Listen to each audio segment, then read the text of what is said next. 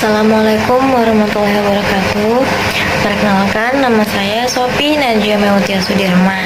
Pada kesempatan kali ini, izinkan saya untuk memaparkan materi mengenai tentang konstitusi. Ada 3 poin yang akan saya jelaskan mengenai tentang konstitusi. Yang pertama, hakikat, tujuan, dan fungsi konstitusi.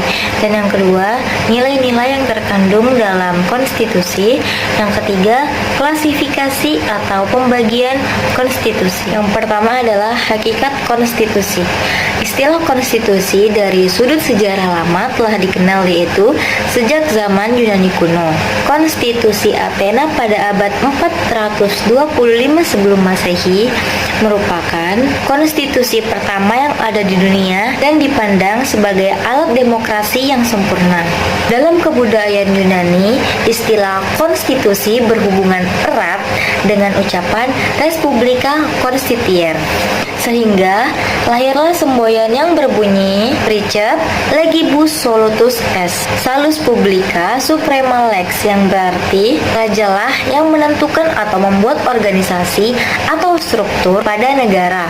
Oleh karena itu, raja adalah satu-satunya yang membuat undang-undang. Dengan demikian, istilah konstitusi pada zaman Yunani kuno diartikan hanya sebatas material saja, karena pada saat itu konstitusi belum diletakkan pada suatu naskah yang tertulis. Trianto dan Titik Triwulan pada tahun 2007. Dalam terminologi hukum Islam, istilah konstitusi dikenal dengan sebutan dustur, yang berarti kumpulan kaidah yang mengatur dasar dan hubungan kerjasama antar sesama anggota masyarakat dalam sebuah negara, baik yang secara tertulis maupun tidak tertulis.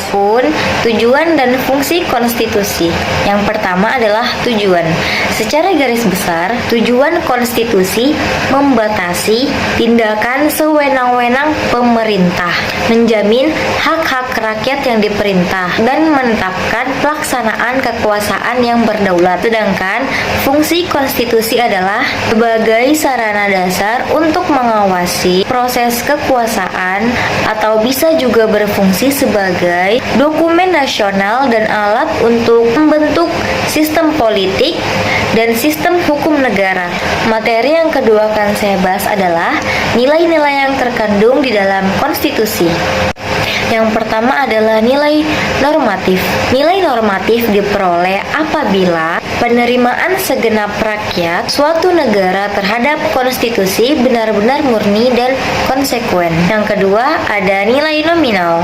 Nilai nominal diperoleh apabila ada kenyataan sama dalam batas-batas berlakunya. Nilai yang ketiga, nilai semantik. Dalam hal ini, konstitusi hanya sekedar istilah saja. Selanjutnya adalah klasifikasi atau pembagian konstitusi. Menurut KCWR dalam Ubaidillah dan kawan-kawan pada tahun 2006, pada intinya istilah konstitusi hanya dapat diklasifikasikan menjadi 5 kategori saja. Pertama adalah konstitusi tertulis dan konstitusi tidak tertulis. Konstitusi tertulis adalah konstitusi dalam bentuk dokumen yang memiliki kesakralan khusus dalam proses perumusannya.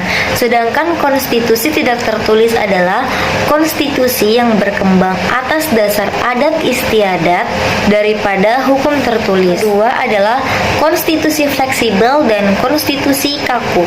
Konstitusi yang dapat diubah atau amandemen tanpa adanya proses khusus dinyatakan sebagai konstitusi fleksibel. Sebaliknya, konstitusi yang mensyaratkan prosedur khusus untuk perubahan atau amandemennya adalah konstitusi kaku. Yang ketiga, konstitusi derajat tinggi dan konstitusi tidak sederajat. Konstitusi derajat tinggi adalah suatu konstitusi yang mempunyai kedudukan tertinggi di dalam negara.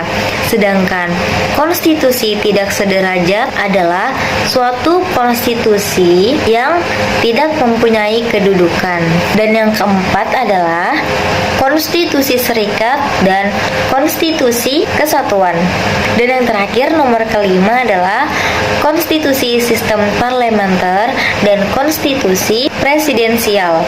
Pada poin keempat dan kelima memiliki penjelasan yang sama, yaitu bentuk ini berkaitan dengan bentuk suatu negara. Jika bentuk suatu negara itu serikat, maka akan didapatkan pembagian kekuasaan antara pemerintah negara serikat dan pemerintah negara bagian.